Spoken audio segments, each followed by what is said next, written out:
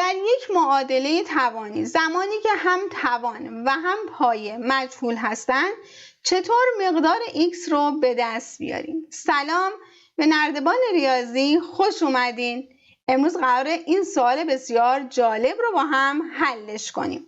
اما قبلش پیشنهاد میکنم شما هم روی این سوال فکر کنین و اگر تونستین حلش کنین و روشتون با روش من متفاوت بود خوشحال میشم تو کامنت ها به اشتراک بذارین. در این معادله توانی داریم 3 به توان x، یعنی توان اینجا مجهوله، برابر هست با x به توان 9 و اینجا پایه مجهول هستش. در معادلات توانی معمولا یا پایه ها رو به ما برابر میدن یا توان ها رو، که با برابر بودن، اگر پایه ها برابر باشن، با برابر بودن پایه ها ما میتونیم توان ها رو برابر هم قرار بدیم و اون مقدار مجهول رو با حل معادله به دست بیاریم. ولی در اینجا ما هم پایه مجهول داریم و هم توان، و اینکه مجهول هامون در هر دو سمت قرار دارن. پس کاری که در اینجا ما باید انجام بدیم این هستش که بیایم و مجهول ها رو در یک سمت قرار بدیم و عددها رو در سمت دیگر تساوی قرار بدیم. خب ما داریم 3 به توان x برابر هست با x به توان 9. میایم هر دو سمت این مساوی رو به توان 1 به روی x ضرب در 9 میرسونیم.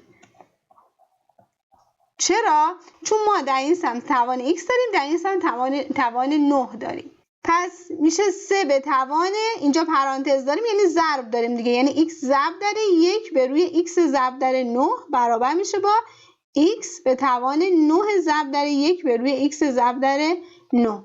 x صورت با x مخرج ساده میشود 3 به توان 1 نهم مساوی اینجا هم 9 صورت با 9 مخرج ساده میشود x به توان 1 xم. اینجا 3 به توان 1 نهم من میتونم بنویسم 1 ضرب در 1 نهم. خب یکی عدد خنثی هست دیگه، در هر عدد ضرب بشه میشه خودش، پس هیچ مشکل ایجاد نمیشه. حالا چه هدفی دارم؟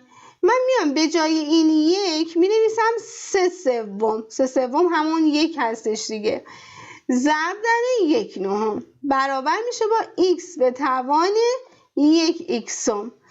خب چیکار میکنم؟ میام این 3 که در صورت هست رو در توان 3 قرار میدم و 3 مخرج رو میارم کنار 9، یعنی به این ترتیب 3 ضرب در 3 ضرب در 9 x به توان 1 xم رو هم می نویسم. پس میشه 3 به توان 3. خب ما گفتیم وقتی ضرب داریم ما اینجا میتونیم براش پرانتز قرار بدیم. اینجا میشه 1 به روی 3 9 هم 27 برابر میشه با x به توان 1 xم. خب 3 به توان 3 هم میشه 27 به توان 1/27 برابر میشه با x به توان 1 xم. خب حالا چی شد؟ مقدار x همون این سمت پایه 27، این سمت هم 1 xم، xش 27. پس چه نتیجه‌ای میگیریم؟ x همون برابر هست با 27. امیدوارم که از این آموزش لذت برده باشین. خوشحال میشم لایک کنین، کامنت بذارین، سابسکرایب کنین، از کانال خودتون حمایت کنید. تا آموزش بعدی، خدا نگهدارتون.